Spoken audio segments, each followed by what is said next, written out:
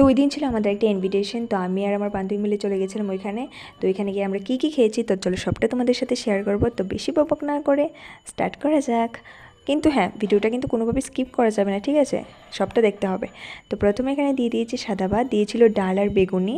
তারপর এসব দিয়ে খাওয়ার পর চলে এসেছিল পাবদা মাছের পেঁয়াজি। যদি আমরা একটু লেট করে গেছি, সব কিছু ঠান্ডা হয়ে গেছে, কিন্তু খাবারগুলো কিন্তু দুর্দান্ত ছিল। তারপর আমি আবার একটা বেগুনি নিয়েছিলাম, কারণ বেগুনিটা খুবই দারুণ হয়েছে খেতে, যতই মুচকে যাক না কেন। বেগুনি আমার বরাবরই ফেভারিট ছিল আর আছেও।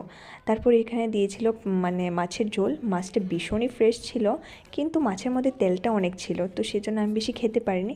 তারপরও মোটামুটি ছিল। তারপর এখানে চলে এসেছিল চিকেন কষা আর দিয়েছিল পাঁপড়। তো আমি চিকেন দিয়ে ভাতটাকে মেখে যখন একগাল দিয়েছি, ভাই চিকেনটা সত্যি দুর্দান্ত ছিল। তো এটা শেষ করার পর চলে এসেছিল বাটারস্কচ। তো ভিডিওটা এই পর্যন্ত। প্লিজ ভালো লাগলে সাবস্ক্রাইব করে দিও, আর ফেসবুক থেকে